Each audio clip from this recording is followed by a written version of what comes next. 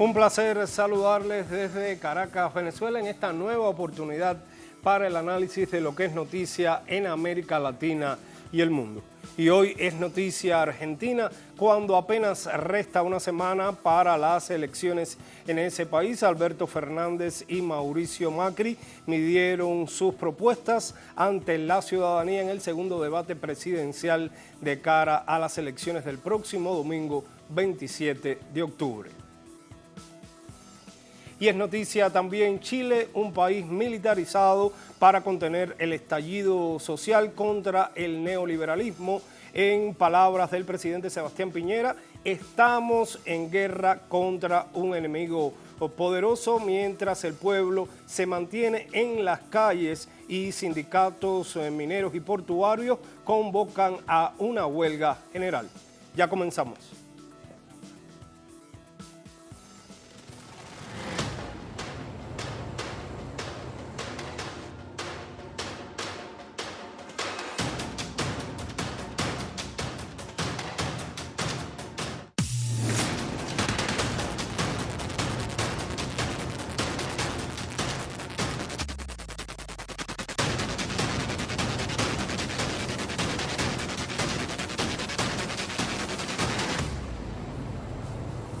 Es noticia argentina en una semana crucial para la recomposición del mapa geopolítico en América Latina. Tras las elecciones la víspera en Bolivia, continúa el calendario electoral con los comicios en Uruguay y Argentina, donde tuvo lugar ya el último debate de cara a la cita del próximo domingo. El segundo debate presidencial de cara a las elecciones del próximo 27 de octubre en Argentina tuvo lugar este domingo en la Facultad de Derecho de la Universidad de Buenos Aires. Los temas sobre la mesa fueron situación del empleo, producción e infraestructura, federalismo, calidad institucional y rol del Estado, desarrollo social, ambiente y vivienda y seguridad. Los ataques entre Mauricio Macri de Juntos por el Cambio y Alberto Fernández del Frente de Todos tomaron protagonismo por sobre las pocas propuestas que hicieron los 6 candidatos. La izquierda coincidió en propuestas como la nacionalización de la banca, la legalización del aborto, la democratización del Poder Judicial y convocar una asamblea constituyente para enfrentar la crisis económica. Fernández y Nicolás del Caño, del Frente de Izquierda Unidad, hicieron hincapié en las fallas de las políticas económicas de Macri y lo provechosas que habrían sido para su familia. Definitivamente no nos parecemos en nada, presidente, gracias a Dios, y cuando entramos al tema de la pobreza es donde menos quiero parecerme a usted. Cuando usted termine su mandato, la Argentina va a tener un 40% de pobres. Pero usted, Macri, se la pasó hablando de transparencia. Y la verdad que hablar de transparencia cuando bajo su gobierno se emitió un decreto para salvar a su familia de pagar la deuda que tenían con el Estado. Macri no defendió su gestión, pero sí criticó las anteriores. Es indignante escucharlos hablar de pobreza. No les creo nada. Gobernaron 24 de los últimos 30 años y la única idea genial que tuvieron fue ocultarla. Los candidatos de derecha coincidieron en rechazar el estatismo, el sindicalismo y las protestas sociales. El candidato de Consenso Federal Roberto Labaña y Juan José Gómez Centurión por el Frente NOS apenas se hicieron escuchar. Mientras el liberal José Luis Esper por UNITE se metió en el debate atacando las dos fuerzas principales. Yo creo que deberían abrazarse y hermanarse porque la cantidad de medidas que los dos han tomado cuando Alberto Fernández fue jefe de gabinete del kirchnerismo y el gobierno de Macri es impresionante. Cepo cambiario, default de la deuda, congelamiento de precios.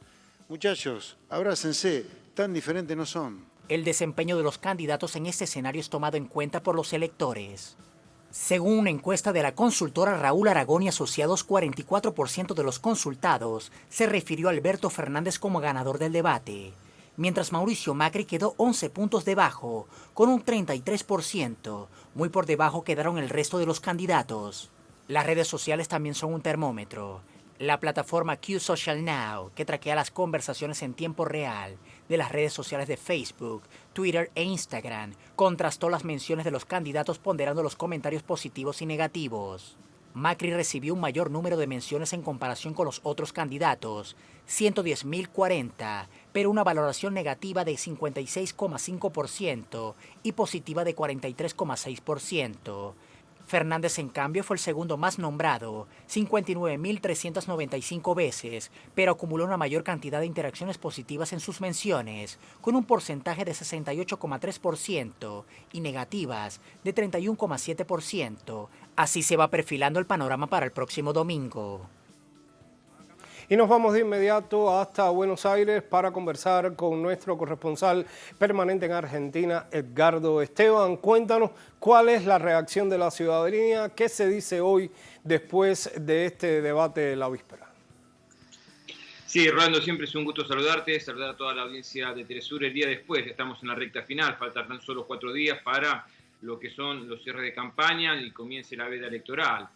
Poco y nada ha influenciado este debate. El segundo, en lo que significan los guarismos, todas estas encuestas que uno va recorriendo, van marcando una tendencia que van apoyando y que va creciendo, lo que significa el apoyo popular a Alberto Fernández a partir de lo que es la crisis económica, la falta de salidas y soluciones, pero también en lo que significa los planteos que hizo Mauricio Macri ayer, en donde hablaba de ellos y de nosotros. Un presidente de la nación, un jefe de Estado que habla de dos Argentinas, la de la élite, la de los sectores poderosos, la de los bancos, la de sus amigos, y otra Argentina que es la real, que es la posible, que es la que está padeciendo la situación, la crisis económica, y que él ve como marginal, y de esa perspectiva habla hasta despectivamente, como lo hizo al otro día de las elecciones primarias abiertas, simultáneas y obligatorias del 11 de agosto.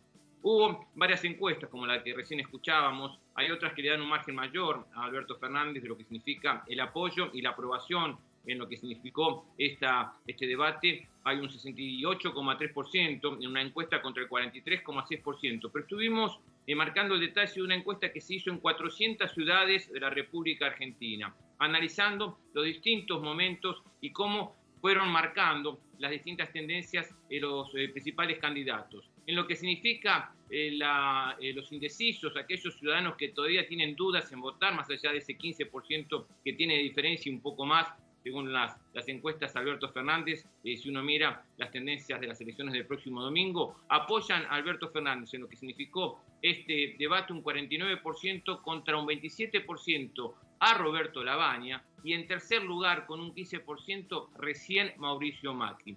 Después hay, por ejemplo, en lo que significa la inteligencia, se marcaba que para los oyentes o los televidentes, el 45% dicen que Alberto Fernández es mucho más inteligente, contra el 25% que dice que el presidente Mauricio Macri marcó justamente en lo que expresaba y en lo que decía en este debate con sus propuestas un 25%, como te decía recién. Después, en el tema del empleo también ganó Alberto Fernández, un 51-33%, en lo que significa la seguridad también obtuvo un respaldo mayor, un 49 a un 39%, y en lo que es el desarrollo social, un 53,30%. Un detalle con relación a los candidatos. Alberto Fernández hoy estuvo en el sur de la provincia de Buenos Aires, en la ciudad de Bahía Blanca, también en Olavarría. Está marcando justamente aquellos sectores que han tenido respaldo mayor para lo que significa las políticas de Cambiemos y lo que fueron las elecciones de 2015, particularmente en 5 ciudades de Argentina, más allá de lo que significa el cordón de lo que es el Gran Buenos Aires, donde está el 39% del padrón electoral, y justamente en esos núcleos en donde tiene mayor respaldo, tendría mayor respaldo, Mauricio Macri está cerrando su campaña Alberto Fernández. Lo va a hacer el próximo día jueves en la ciudad de Mar del Plata, también cerrando justamente una ciudad importante en lo que significa reafirmar y buscar ese refuerzo de votos que le daría una tendencia superior al 50%. Edgardo, entonces para los próximos días, ¿cómo se avisora ya esta recta final? ¿Ya entra en cuenta regresiva este proceso? Y quería darte un detalle más, Rolando, que hoy hubo movilizaciones también de ciudadanos chilenos en el centro de la ciudad de Buenos Aires frente al consulado. En una movilización pacífica donde había gremios, en donde había también movimientos sociales, partidos de izquierda. Como pasó con las marchas con relación al repudio al asesinato de Santiago Maldonado, aparecieron infiltrados que algunos dicen que eran de la Policía Federal, no se puede tener en claro, pero que fueron realmente a buscar, a provocar y a agredir.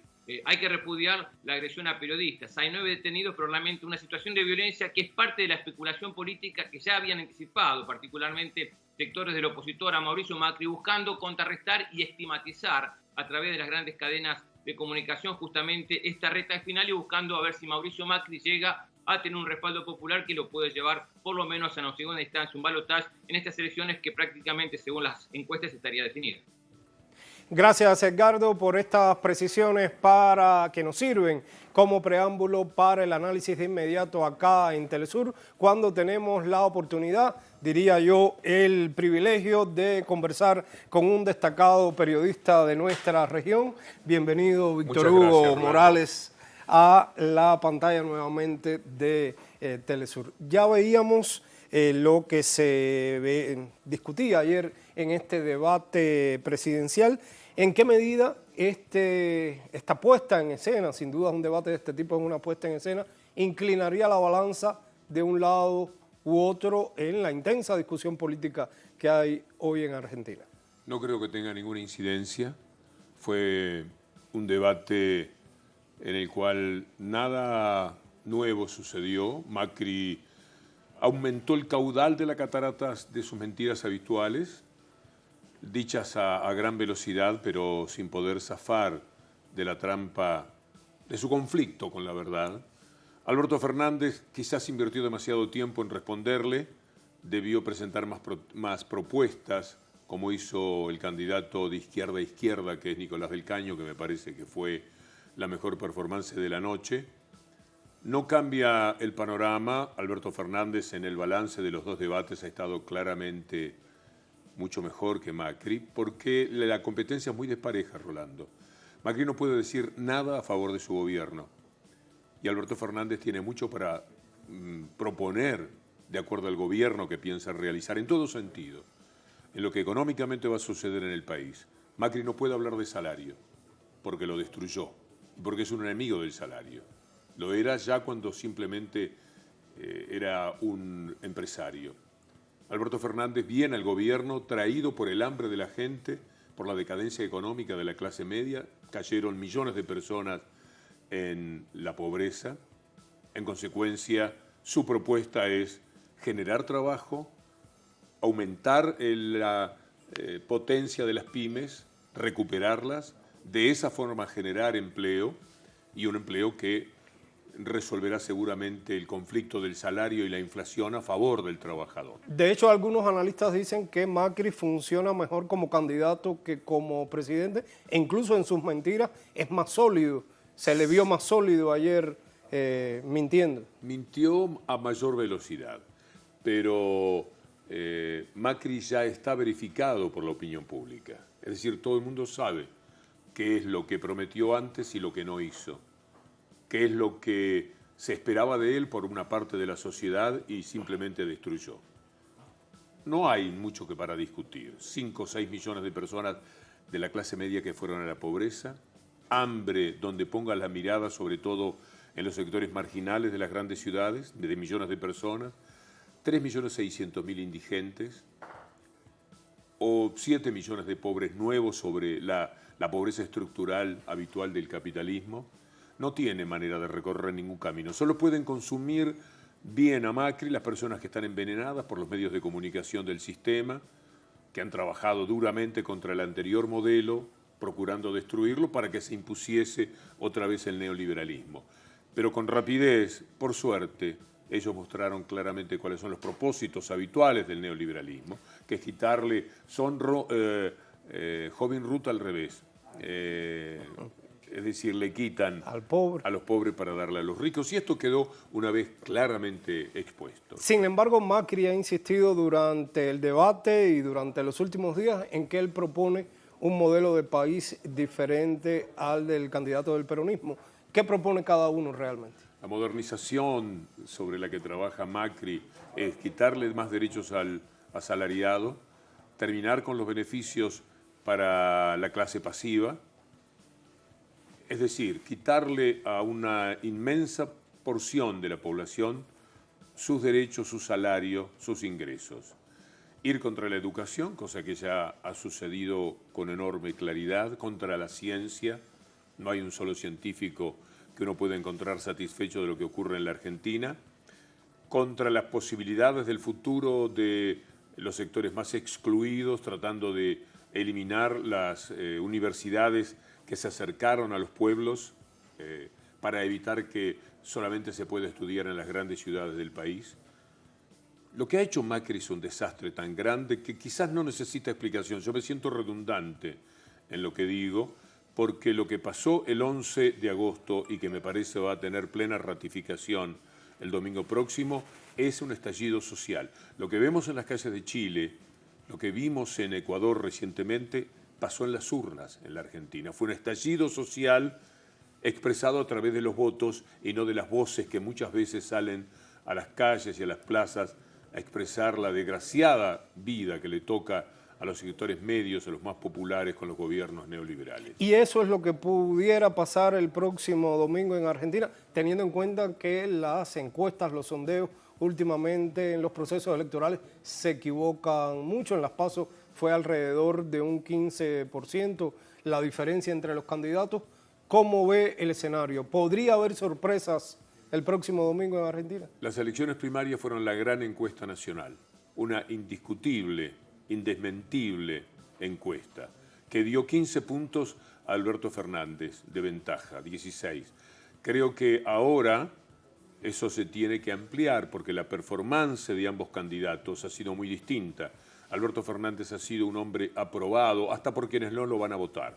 Se dan cuenta que supera la media de lo que es la condición, la calidad política de la Argentina, tiene una propuesta construida además sobre la base de lo que destruyó Macri. Es casi fácil el panorama para Alberto Fernández y él es un hombre muy lúcido, lo ha demostrado y desde las PASO hasta aquí su figura creció. En cambio Macri, desde las PASO hasta aquí, fue convirtiendo a su figura en una verdadera caricatura, en algo payasesco, que repite como si fuera un sonsonete las mismas palabras, las mismas expresiones. Ahora sí, vamos a ir por el trabajo. Ahora sí vamos a ir por el salario. Ahora sí vamos a ir por el alivio. Nadie puede creerle, nadie en su sano juicio, y efectivamente nadie de los votantes que estuvieron en su contra el pasado 11 de agosto, cuando para mí empezó la primavera realmente en la Argentina, más que el 21 de septiembre, nadie puede cambiar su voto por lo que hicieron después. Es decir, la ventaja de Alberto Fernández se va a ser más sólida, va a estar blindada y hasta puede suceder que aumente. De hecho, sobre lo que sucedía ayer, las redes sociales llamaron mucho la atención acerca de un punto que tenía en la oreja Macri, lo que parecía que estaría recibiendo instrucciones. Estaba allí Jaime Durán Barba en ese debate. Mira, me sorprendería que sea así. Después no se repitió el tema. Nosotros un poquito vimos la imagen, pero yo inmediatamente dije, Macri se sabe de memoria sus mentiras. Las puede decir a mayor velocidad. Porque, como le decía ayer a Luis, la gente cuando improvisa lo hace mejor si corre. Porque si lo hace pensando lo que dice, entonces se analiza, se autocensura, y lo que hizo Macri fue huir con todo el bagaje de mentiras que él ha construido. Vamos a hacer 1 millón de empleos, vamos a hacer que Vaca Muerta resurja, vamos a darle más salario a la gente, vamos a darle más empleo. Todo dicho a gran velocidad, no sumaba nada, porque cada una de sus expresiones se corresponden con una mentira que la gente ya conoce. Entonces, ¿cuál es la propuesta que trae el peronismo a estas elecciones? Recuperar el trabajo, y eso lo va a hacer seguramente. En 6 meses nos podemos encontrar o hablar por teléfono y verás que la pobreza actual en la Argentina habrá disminuido, porque el salario va a mejorar frente a la inflación, la condición de vida, porque habrá paritarias, habrá acuerdos que permitirán al salario, al trabajador recuperarse, porque habrá más empleo, seguramente, y no el empleo tan pobre del monotributo, del empleo en negro que ha permitido construir y recrear otra vez Macri. Otra vez la clase trabajadora, que tenía el 52% de la renta con el kirchnerismo y ha caído a menos del 40% ahora con Macri, recuperará. Dentro de 6-7 meses estaremos hablando de una renta en la que estará el 43, el 44, apuntando nuevamente al 50-50 del que hablaba Juan Domingo Perón. La mitad de los bienes de lo que genera el país para la clase dominante, porque tienen todo el poder, pero la mitad, por favor, para la clase trabajadora. Es decir, la propuesta de Alberto Fernández es casi sencilla, pero también es creíble, porque lo que él promete, dar empleo, generar apoyo para las empresas que tienen que darlo, considerar nuevamente al trabajador sentado a una mesa de negociaciones en la que tenga sus derechos recuperados frente a los empresarios para recuperar el salario, poner mayor presupuesto en la cultura y en la educación. Es algo que seguramente lo veremos en muy poco tiempo, en marzo o en abril. ¿Y es posible lograr esos proyectos en tan poco tiempo cuando Alberto Fernández encontraría, en caso de llegar a la presidencia, a un país endeudado que hizo pacto con el Fondo Monetario Internacional, con los fondos buitres? Pero le va a poner pausa a la deuda. Alberto Fernández sabe, como sabemos todos, que el Fondo Monetario Internacional es el gran protagonista de esta frustración de la Argentina, de este dolor, de esta hambruna que se vive hoy día en la Argentina. El Fondo Monetario Internacional ha sido absolutamente cómplice. Es una banda de delincuentes dedicado al mundo de los bonos, de los negocios y de los préstamos, que no puedo entender por qué Argentina y Ecuador son sus grandes clientes. El 75% de la cartera del Fondo Monetario Internacional son Argentina y Ecuador. Argentina el 61%, Ecuador el 13%. ¿Cómo pueden haber caído otra vez? Bueno, porque sus gobernantes son personas cipayas que nunca piensan en lo nacional y en el sentido soberano y que se entregan al abrazo del oso que les da el Fondo Monetario Internacional con sus préstamos. Al Fondo Monetario Internacional Alberto Fernández le puede decir, y le va a decir, señores, les vamos a pagar porque los países lamentablemente tienen que tener continuidad jurídica, no hay más remedio. Ya sabemos lo que nos pasó en el periodo anterior cuando quisimos discutir la deuda con el 7% de los acreedores, porque todos los demás habían acordado. Ya vivimos esa experiencia. Les vamos a pagar, pero no les vamos a pagar ahora. Nos tienen que dar más plazos, tenemos primero que recuperar al país. Nos van a tener que dar muchos meses, posiblemente un par de años, y empezaremos a hablar. Total, son dólares, siempre van a ser dólares, no se preocupen. Les vamos a pagar, pero no ahora, porque ustedes son los grandes responsables, ustedes fueron cómplices, porque ustedes quieren este tipo de gobierno, porque el Fondo Monetario Internacional necesita del neoliberalismo en el mundo para poder llevar a cabo su negocio. Lo entendemos perfectamente. En la mirada, Alberto Fernández, que tiene peso realmente y porque va a tener un caudal de votos muy importante que lo están respaldando, le podrá decir el Fondo Monetario Internacional que tiene que parar la mano, va a cobrar, pero en su momento. Y mientras tanto, habrá dinero que se le dará a las pymes para que recuperen el trabajo. Habrá dinero que se destinará a que los científicos no se vayan del país. Habrá dinero que la Argentina puede recaudar perfectamente porque se va a recuperar además el consumo, porque el trabajador va a tener dinero en el bolsillo, porque va a ir a consumir y porque entonces el Estado podrá recaudar más. Es un recorrido sencillo, es un circuito virtuoso el que se puede recorrer cuando tiene gobiernos que piensan en las grandes mayorías, así como es de vicioso el recorrido, el circuito de los gobiernos neoliberales que piensan, vamos a modernizar el país, vamos a achicar el Estado, vamos a quitar el apoyo del Estado a los sectores más vulnerables y de esa manera vamos a ahorrar y con ese ahorro vamos a pagar las deudas que contraemos para el gasto fiscal y para que los ricos de cada uno de los países, como está sucediendo en la Argentina, como dijo Alberto Fernández, de 39.000 millones, 30.000, de 39.000 que dio el Fondo Monetario Internacional, 30.000 se los fugaron en sus abultados bolsillos, esos que se convirtieron, además del poder real, tristísimamente para la Argentina, en el poder político. Usted al describir esta situación mencionaba el caso de Ecuador, ahora en estos días vemos a Argentina también, sin embargo hay otras lecturas de este fenómeno y hay quienes dicen que detrás de esto está el presidente Nicolás Maduro, el Foro de Sao Paulo. ¿Cuál es su lectura? ¿Cómo ve este enfoque? Yo creo que Maduro no debe tener tiempo con todo lo que pasa en Venezuela para ocuparse de Ecuador.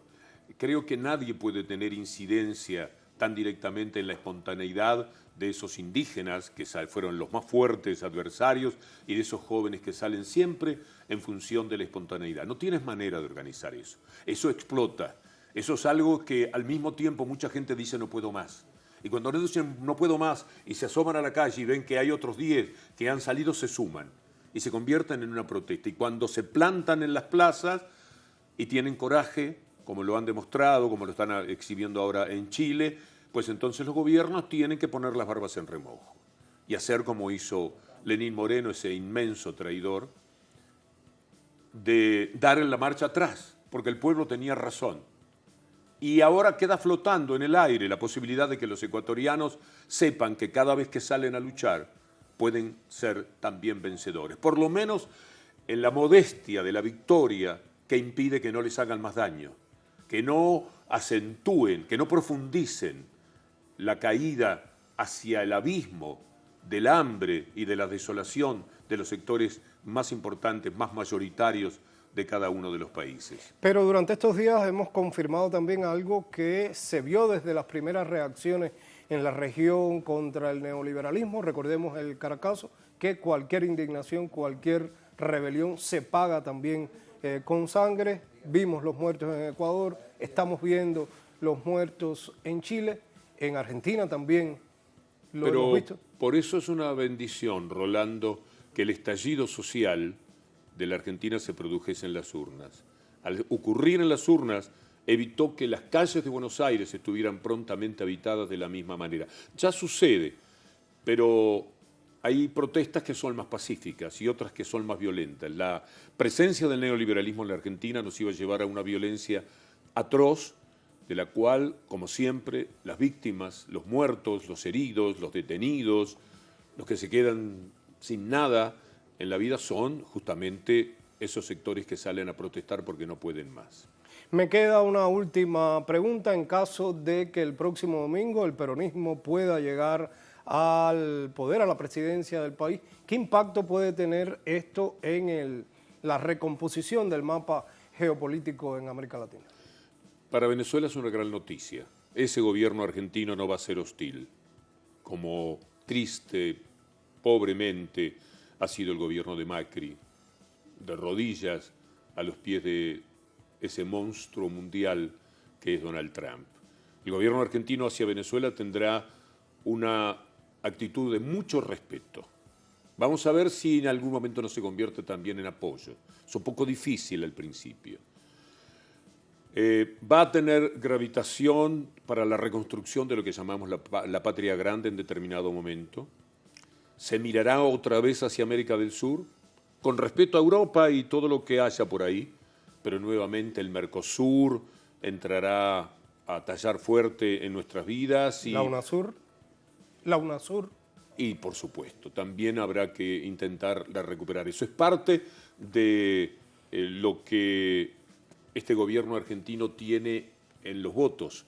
Los votos que acompañan a Alberto Fernández quieren seguramente un mejor trato o una actitud de respeto para Venezuela, una reconstrucción de la patria grande, un gran respeto a lo que sucede en América del Sur. Eso viene absolutamente seguro con el nuevo gobierno. Es decir, no te digo que nace una nueva América porque tenemos al tipo más poderoso que hay en América, y digo tipo casi intencionadamente porque me cuesta decirle persona, humanizarlo, que es Bolsonaro. Ese hombre todavía es una valla, un dique tremendo a los sueños de la construcción que soñaron nuestros próceres y a lo que se pudo hacer realidad en los últimos 15 años a partir del 2000 en América del Sur. Pero me parece que hay un Big Bang con lo de la Argentina, interesante por lo menos, de un nuevo mundo, el mismo mundo que quisimos formar y que con su enorme poder el neoliberalismo internacional ha conseguido frustrar, por ahora. Gracias, Víctor Hugo, por acompañarnos, Rolando, por su tiempo, por sus reflexiones. Un privilegio tenerlo acá en Telesur. Un gran gusto. Hacemos ahora una pausa, pero en minutos regresamos para el análisis de la situación en Chile, un país militarizado con un nuevo toque de queda para esta noche. Ya regresamos.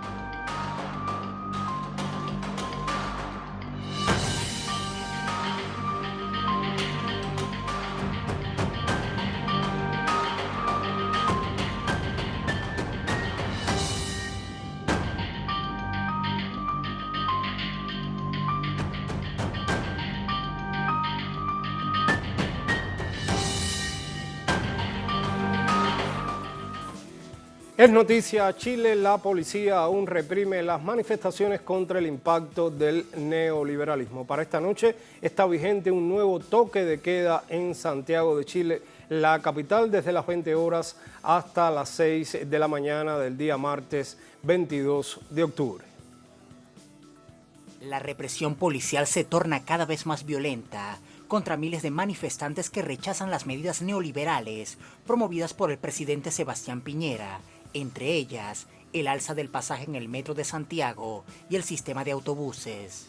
En la capital, la estratégica Plaza Italia fue el epicentro de nuevas protestas que fueron atacadas con perdigones y bombas lacrimógenas. En otras partes del país se registraron incidentes similares. En Concepción, ciudad declarada en estado de excepción, los carabineros reprimieron a trabajadores portuarios, estudiantes y ciudadanos que habían confluido en una marcha pacífica por el centro de la localidad. La crisis desatada el viernes de la semana pasada ha dejado 11 personas fallecidas y más de 1.500 detenidos. En medio de los atropellos de la fuerza pública y el toque de queda, los chilenos aseguran que continuarán luchando por la reivindicación de sus derechos. Yo no le tengo miedo al toque de queda, estos son unos asesinos, vienen acá a reprimir al pueblo que está luchando por los derechos que nos han quitado durante 30 años. ¿No basta con suspender el alza del pasaje del metro? No, eso es solo la punta del iceberg, acá venimos revolucionándonos por 30 años de injusticia. La gente cree, los políticos creen que subiendo el sueldo nos van a callar, pero el costo de la vida, si no baja, nosotros vamos a seguir en las calles. Mientras el gobierno de Sebastián Piñera apela a la fuerza para contener las protestas sociales, integrantes del Instituto Nacional de Derechos Humanos exigieron no promover la violencia. Tenemos más casos, en este minuto está en la clínica Santa María, Carla Ortiz Mato, que es mi hija, con 3 perdigones en el cuerpo, se estaba manifestando pacíficamente. Entendemos que los procedimientos de carabineros es resguardar el orden público, pero también exigimos y pedimos que sea con prudencia, como pedimos a los manifestantes, el no uso de la violencia. Ya esto está desbordado, absolutamente desbordado. Entre tanto, el presidente Sebastián Piñera afirmó que los manifestantes no son otra cosa que una manada de criminales en guerra contra Chile. A todos mis compatriotas que hoy día están recogidos en sus casas. Estamos en guerra contra un enemigo poderoso, implacable, que no respeta a nada ni a nadie, que está dispuesto a usar la violencia y la delincuencia sin ningún límite. Sin embargo, la advertencia de guerra no es compartida. Mire, yo soy un hombre feliz y la verdad que no estoy en guerra con nadie. En Chile también se cumplió una huelga general convocada por organizaciones sociales y sindicatos para apoyar el reclamo de los estudiantes. La denuncia de este sector se debe a que en los últimos años movilizarse por el territorio nacional se ha vuelto cada vez más costoso, producto de las constantes alzas en los pasajes. Las protestas de los últimos días responden al aumento de las tarifas del sistema metro. Sin embargo, los chilenos siguen en las calles, a pesar de que el presidente Sebastián Piñera se retractara de esta medida que entró en vigencia el pasado viernes. En las últimas horas, el Ejecutivo anunció la extensión del estado de emergencia en la región de Atacama y los Lagos. ¿En qué contexto se da esta convulsión social? Algo que comenzó con el reclamo por el alza del metro precisamente, luego la derogación de esa medida no calmó el ánimo de los manifestantes. De hecho, se escucha en las calles, no es por 30 pesos, es por 30 años. El aumento de pasaje del metro de 800 a 830 pesos chilenos, equivalente a 1.7 dólares, fue la gota que derramó el vaso y provocó la explosión social, ante una medida que impacta a los casi 3 millones de usuarios de este medio de transporte. Chile cuenta con el 9º servicio de transporte público más costoso del mundo, por lo que familias gastan el 30% de su sueldo mensual para ir al trabajo. El salario mínimo actual es de 301.000 pesos, equivalente a 423 dólares mensuales, insuficiente para cubrir las necesidades básicas y pagar los servicios públicos. A esto se suma el difícil acceso al sistema educativo y las deudas universitarias de por vida, que responden a un esquema privatizado que asfixia a los estudiantes y beneficia a los bancos. La demanda por una educación pública y de calidad explotó en las calles en 2006, con la llamada Revolución Pingüina. Luego, en el 2011, regresó con más fuerza el movimiento estudiantil con la exigencia de cambios profundos. Hoy sigue siendo una demanda urgente. El sector salud no ha escapado de la privatización y recortes presupuestarios. La ausencia de atención pública obliga a recurrir al sistema privado, que también embarga el sueldo de los chilenos por décadas. La falta de especialistas, el deterioro del sistema sanitario y la escasez de insumos médicos se han mantenido en la agenda de protestas. Luego de pasar toda una vida trabajando para pagar deudas, el chileno se encuentra con el sistema de pensiones que rige desde hace más de 25 años, impuesto sin previa consulta popular, según el cual deben depositar sus ahorros de jubilación en cuentas individuales que son manejadas por entidades privadas, conocidas como las administradoras de fondos de pensiones AFP. Al final, los chilenos reciben una pensión inferior al salario mínimo. Un análisis del Centro de Estudios Alternativos Senda encontró que en diciembre de 2016 el sistema de AFP recaudó más del doble de lo que pagó.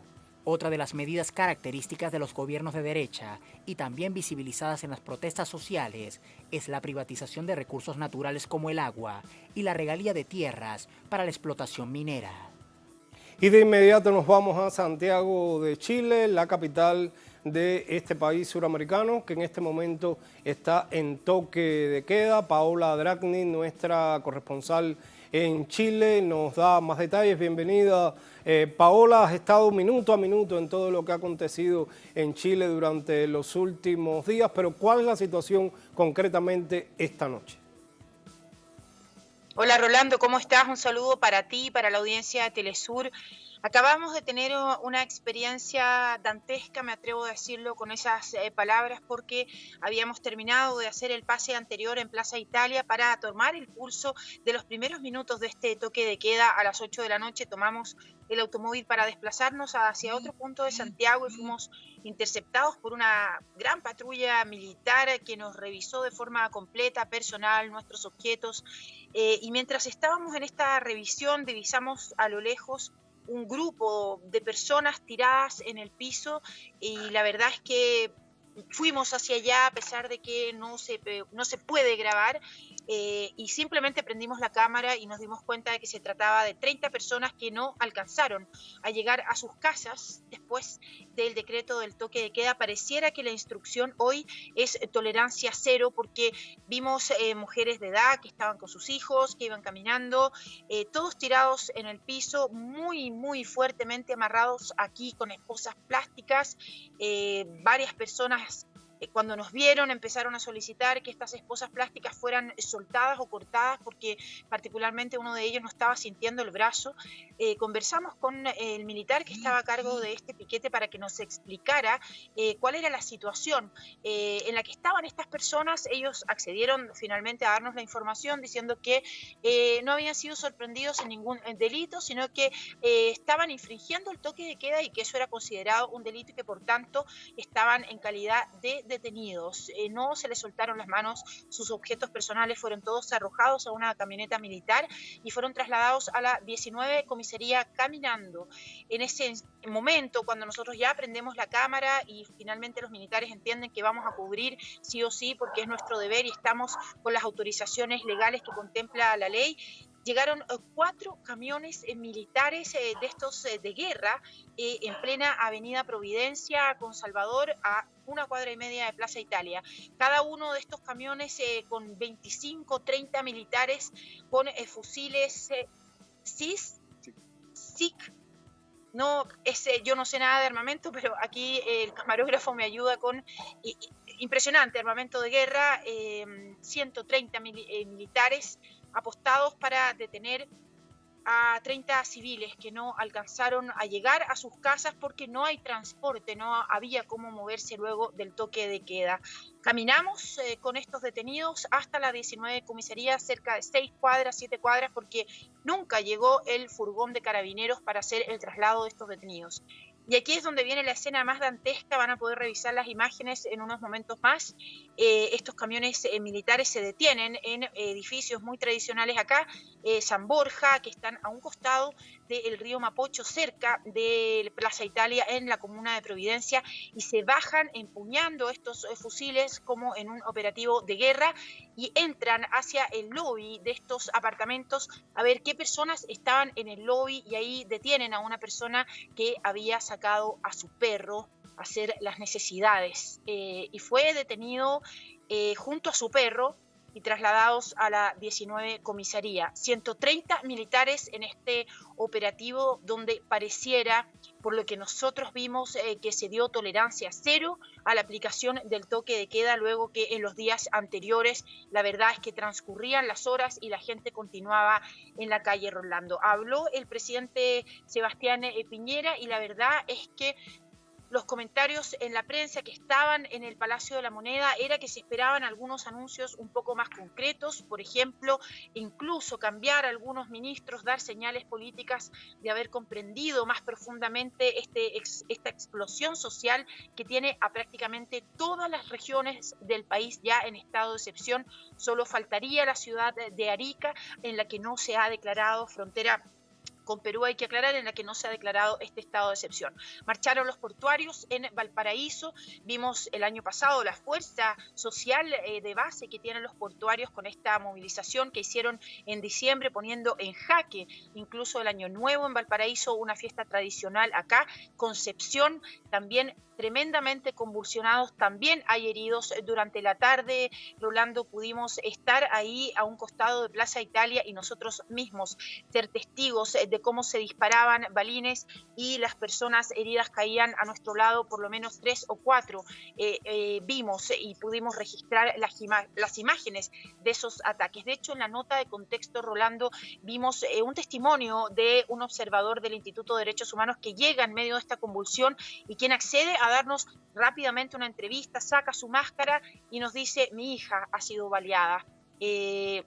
Impresionante, el observador de derechos humanos que va a constatar cómo se hace esta represión, pues su hija estaba siendo operada en ese momento por impacto de 3 balines. Rolando, una situación bien compleja la que se está dando en el país y alternativas que se ven, pues el presidente moderó un poco su discurso, bajó esta polémica luego de sus dichos de que aquí había una guerra, dijo que era en realidad contra la delincuencia. Sigue resonando esta diferencia con el general Iturriaga, que horas después dijo: yo no estoy en ninguna guerra, pero sin embargo las imágenes de los militares en Santiago y particularmente la detención que pudimos registrar hoy día masiva de estos peatones que no tenían cómo movilizarse a su domicilio da cuenta de una intensificación de la represión directa de las manifestaciones pacíficas que hoy día registramos, con los manifestantes alzando las manos diciendo sin violencia, y carabineros reprimiendo, como ya vimos en las imágenes. Rolando, dan cuenta realmente de que la situación en el país está incontrolable. En este escenario, durante la tarde, una plataforma que comienza a organizarse con un nuevo pacto social bastante transversal ha hecho un documento que van a entregar mañana para decir que la Asamblea Constituyente es la única solución. Paola, y estaremos siguiendo minuto a minuto cada uno de esos acontecimientos, porque ya en este minuto tenemos la oportunidad de conversar con 2 personas que conocen muy bien la realidad de Chile. Les hablo de Pablo Sepúlveda, bienvenido a Telesur, también de Natalia Garrido, bienvenidos a Telesur, chilenos. Pablo, participante de la Red de Intelectuales en Defensa de la Humanidad. Natalia Garrido, también activista, que nos van a ayudar a entender un poco más lo que está sucediendo en Chile. El detonante fue una insatisfacción con el alza del pasaje. Sin embargo, se derogó esa medida y la gente sigue en las calles. ¿Por qué la gente está protestando, el pueblo está protestando en este minuto en Chile? Sí, bueno, como tú bien dices, en Chile hace muchos años que hay un malestar. No es que el pueblo haya despertado, sino estábamos tomando impulso, yo creo. Esta alza del pasaje, que son 30 pesos en las calles en Chile. Nosotros estuvimos el fin de semana en encuentro de comuna acá en Venezuela, pero este fin de semana se pudo notar, ¿cierto?, en Chile, de que en realidad el pueblo ya estaba cansado, que son 30 años de explotación, de abusos de parte de las autoridades, de un gobierno, de todo un sistema, ¿cierto?, que finalmente al pueblo de Chile lo estruja, ¿cierto? Nos saca hasta el último peso para pagar educación, salud, pensiones. No tenemos ninguno de nuestros derechos fundamentales en Chile garantizados por el gobierno, y esto no es más que la explosión ya de un malestar que venía acumulándose hace muchos años. Pero ¿se puede hablar, Pablo, de un estallido social? Sí, yo diría que sí, es un estallido como nunca antes se había visto en Chile, fuerte, digamos, como todo estallido social verdadero, es masivo, es violento. Los estallidos sociales son generalmente violentos, con barricadas, saqueos. Lo vimos aquí en el Caracazo con la respuesta también a las medidas neoliberales, ¿no? Lo vimos recientemente en Ecuador también. Y sí, pues es un estallido social que, como ya bien decía, se venía preparando porque ya hay cada vez más articulación social, pero también fue en cierta forma espontáneo. O sea, ya los 30 pesos, que no es realmente un aumento considerable del pasaje, pero ya fue algo que fue una chispa o fue una olla a presión que realmente explotó por el mismo sistema. O sea, ya la gente, Piñera salió diciendo, bueno, ya vamos a bajar el precio, pero ya la gente no, o sea, están reclamando bueno, el cambio de modelo, digamos, cambiar los pilares del modelo neoliberal. Y recordemos que son 40 años, bueno, 30 desde el término de la dictadura, pero al final el modelo se empezó a instalar en los años 70, después del golpe de Estado. Son casi... Entonces, estamos hablando de décadas y décadas de un modelo, aparte del neoliberalismo más extremo del mundo. O sea, Chile tiene el neoliberalismo más extremo del mundo. Ahí está ya todo privatizado, está el agua. Fue el laboratorio justamente del neoliberalismo, ¿no? Que se habla de 30 años, decías ahora 40 años, pero exacto, hasta hace unos 15 días se hablaba de Chile como el paraíso latinoamericano, el oasis, el país más estable. Claro. ¿Cómo se pudo mantener tapado toda esta contradicción durante tanto tiempo? Porque no era visible para el resto del mundo. Sí, yo creo que fue una operación también comunicacional muy fuerte en los medios internacionales y nacionales para, bueno, crear como consenso en la gente, el modelo, que somos, vamos creciendo. Y realmente es un crecimiento o sea, sí tuvo su momento de crecimiento económico Chile en los finales de los 90, su boom, pero que también vino con los precios del cobre, que es la principal riqueza de Chile. Pero está muy bien diseñado para que justamente no explotara así tan tajantemente. Digamos que todas las medidas neoliberales se fueron gradualmente subiendo poco a poco hasta que llegó, por ejemplo, este momento. Vemos que en Ecuador fue que te subieron de un día para otro la gasolina en el 123%, creo, ¿no? En el diésel, en el petróleo. Y el otro era también un porcentaje muy importante, que sí es significativo como para generar un estallido. Aquí es un poco a poco, y que realmente pues, llegó a explotar, pero es un sistema que también el endeudamiento va haciendo que si la gente tiene poder adquisitivo, bueno, sectores importantes, los pobres casi no, realmente, aparte el nivel de indigencia es altísimo, pero el sistema de endeudamiento hace que, bueno, la gente tenga que autoexplotarse más para poder llegar a fin de mes, para poder pagar la universidad a los hijos, para la salud, para todo. Pero como te decía, eso ya llegó un momento que no se pudo aguantar más. Llama la atención entonces cómo circula ahora en estos días por redes sociales aspectos acerca de la realidad chilena como curiosidades, entre comillas, y a veces en medio de tantas noticias falsas uno se pregunta si puede ser cierto o no. Y por ejemplo se dice que el metro de Santiago cuesta 4 veces más caro que el de Buenos Aires e incluso más caro que el de Nueva York, que el presidente del Senado tiene ingresos superiores a lo que recibe el rey Juan Carlos de España, que la electricidad en Chile cuesta el doble que en el resto de América Latina. ¿Estos datos son ciertos? Sí, son bastante ciertos. Nosotros, de hecho, por eso también hay una sensación de injusticia y de tremenda desigualdad en nuestro país. Queremos también, en Chile nos dicen que no olvidemos de la dictadura, no olvidemos, eso ya pasó, nos dicen hace tanto tiempo. Nosotros queremos la paz, nosotros los pueblos también queremos la paz y queremos vivir bien, queremos vivir con dignidad. Y eso en Chile no ocurre. Y eso también es responsabilidad de los diferentes gobiernos que han pasado. Por eso también decía la corresponsal que ustedes tienen en Santiago que Piñera está llamando a una mesa incluso algunos partidos, ¿cierto?, que son responsables de que Chile esté en esta situación ahora. Nosotros, los de abajo, el pueblo, los movimientos sociales, las organizaciones sociales que hoy día pelean en Chile, hacemos un llamado a que los acuerdos se hacen con el pueblo, desde abajo, con los que luchamos, con los que tenemos que pagar los costos de los malos gobiernos que han pasado, desde la concertación, la nueva mayoría y la derecha en Chile son responsables de cómo el pueblo ha vivido durante todos estos años y por supuesto que creemos que ningún diálogo se puede hacer con militares en la calle, por ejemplo.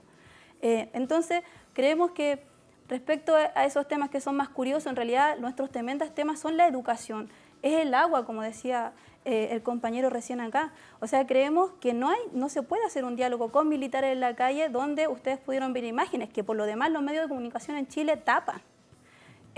Y sí, y no nos sorprende que Piñera haya dicho que está en guerra. Sabemos siempre que nos ve como enemigos a un pueblo pobre. Hablabas de que se le decía a los jóvenes que ya la dictadura era algo del pasado, sin embargo, Sepúlveda lleva el apellido de Allende, nieto de Salvador Allende, y se habla de que esos militares en las calles, ese tipo de manifestación no se veía desde los tiempos de la dictadura.